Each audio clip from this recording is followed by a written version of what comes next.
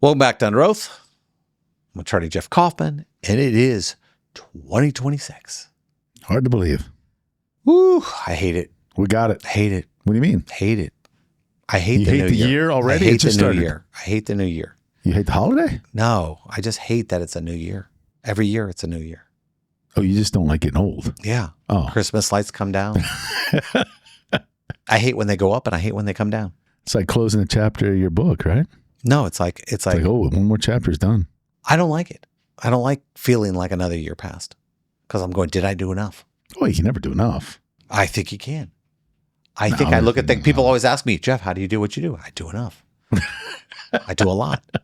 I do a lot. I think you did. But you time watch, passes. Did you watch a Star Trek marathon? You're talking just like Shatner now. I just feel. Yeah, but No, see, there's a difference. was There's Star Trek Shatner and there's real Shatner. There's the difference. I know the difference. I've interviewed the dude. I want you to know it's not the real thing. There's I just feel. That's James Tiberius Kirk. The real Kirk goes, I don't know. Do you feel this way? It could be. I feel good. I feel good, Jeff. Do you like this? You do look good, Jeff. See, it's more like he's having a conversation and you don't need to be in the room. with himself. Yeah. Yes. Yes. You know, we Bunch of just rhetorical feel. questions. Well, they say that 1967. good actors are people who just overact. Like that's the key to being a good actor is Exaggeration. you overact on everything, and that comes across, I guess, as good acting. Like you and I just talking right now, this isn't good acting. This wouldn't play well on a film. But if we went way overboard, like you just did, I just yeah. feel. that plays well on the film, I guess. I don't know. I think certain guys like Breaking Bad, I think we now like the quiet hero. And we always kind of did.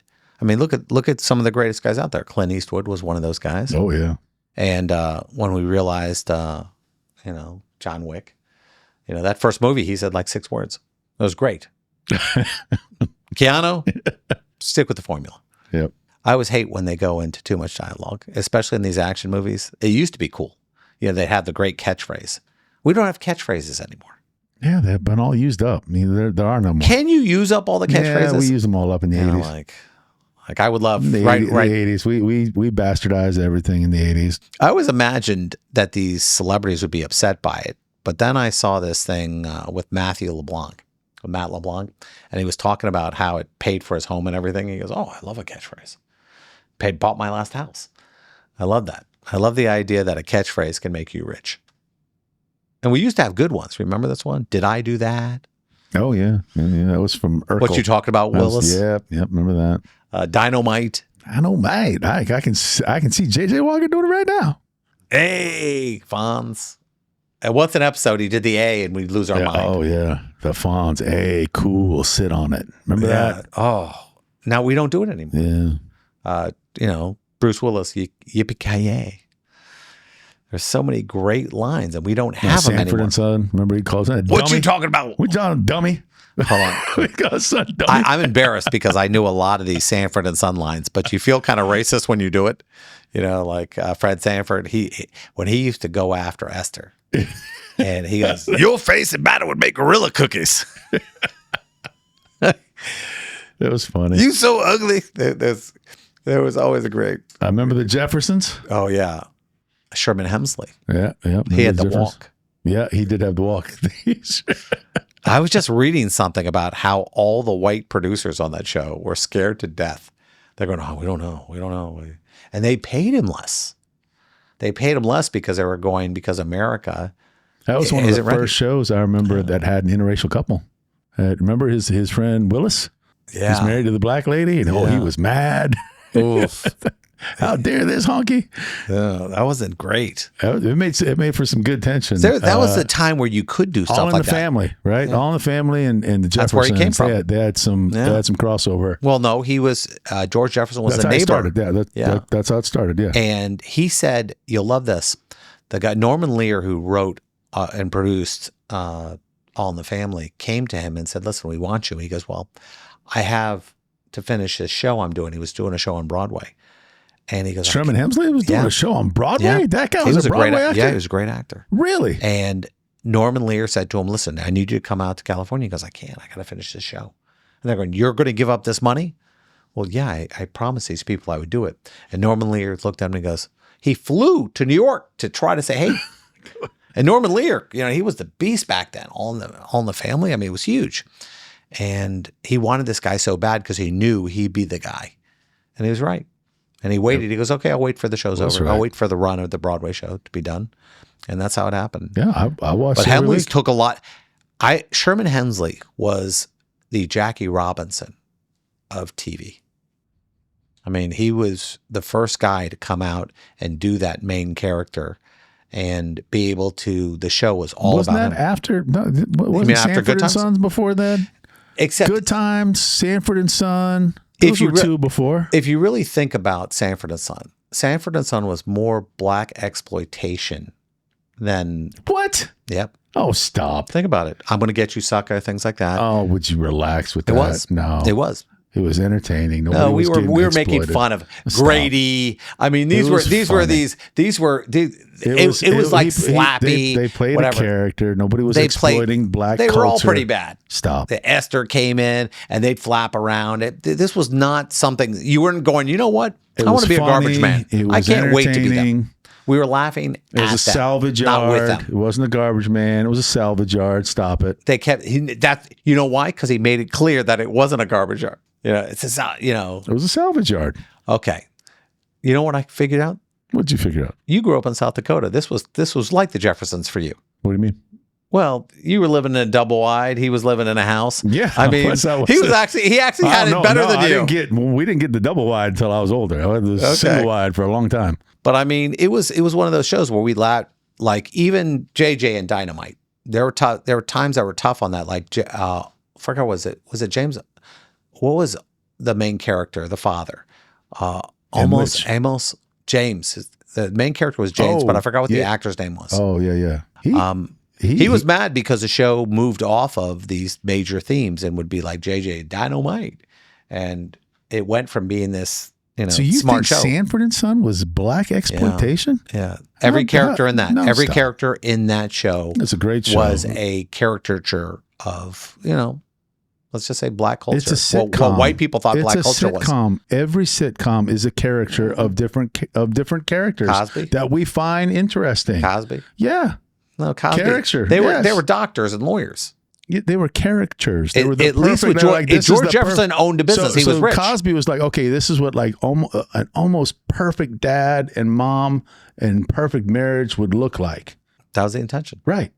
But Sanford and Son wasn't trying to portray the perfect marriage. They're trying to portray, hey, this is what it would look like for a guy that ran a salvage yard with his son. Oh, Grady, the people and his friend. Okay, his friend Grady, the drunk, right?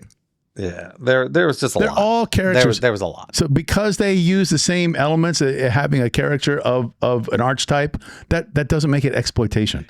We say and do a lot of things, a lot of opinions, a lot of jokes we make.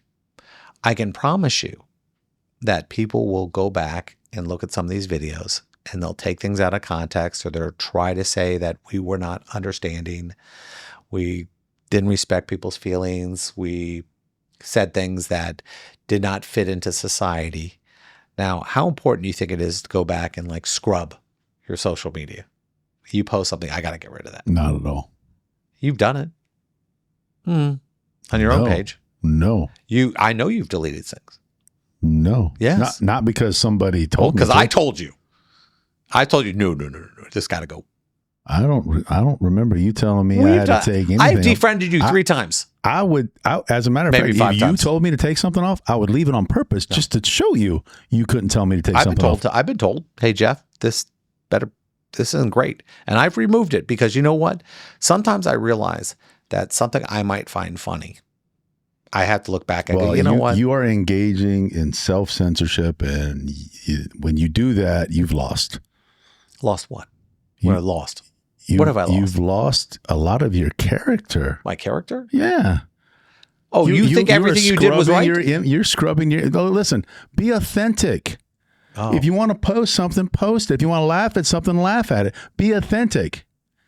Don't go back and forth. Oh my God, even though I thought this was funny, I'm worried that other people will think that I posted it for this other. And you can play mental games with yourself until you drive yourself crazy. And then you go back and now you're deleting 25 things. No, be yourself. Own your mistakes.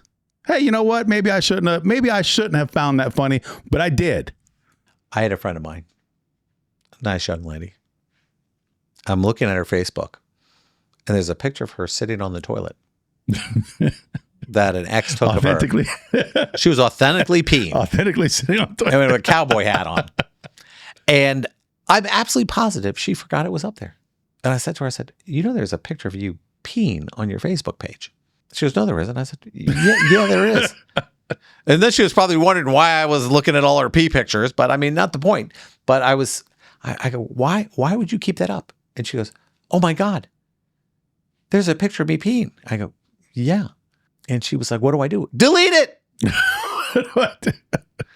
How many dumb pictures are there of you that you're going, well, this was funny. Me, you know, we knew a couple of radio guys who used to do a scene, and it was called Balls on Forehead.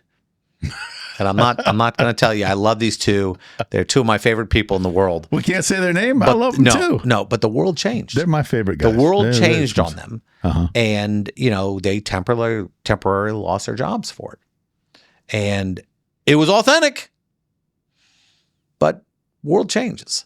And I think when the world changes, we have to respect some of those changes. Okay, Howard Stern. Oh, now I'm Howard Stern. Yeah. Why? Howard Stern was an a-hole. Because you changed. You know Howard Stern is an a-hole. He wanted to be an a-hole. You changed who you are. He wasn't that guy. In. He was a you fake. You should never change who Howard you are Stern to fit was a monster fake. He was a fake. He just did stuff to be controversial. He is not like that. He doesn't run around acting like that. He wasn't the personality. He was a fake personality. He made it up to be a certain guy. Everyone knows it. He knows it. Shock jock extraordinaire. Everybody loves watching him. But not him. Not everybody. A lot of people did. I used to love listening to You Stern. did because you were 12. I was 18, 19, 20. You weren't even old enough to drink. Now you listen to him. Now I know I don't listen to him now. He has fallen. He has fallen way. How far could he have gone? Way far away from where he was. How much could he have done? Oh, what are you going to do? Have some more little people and more drunks and more hookers with boobs? I mean, that's the audience that he got old, fostered. But it got old. Yeah, and then that all those people who followed him, they're all betrayed. Well, they're all old. We want this guy.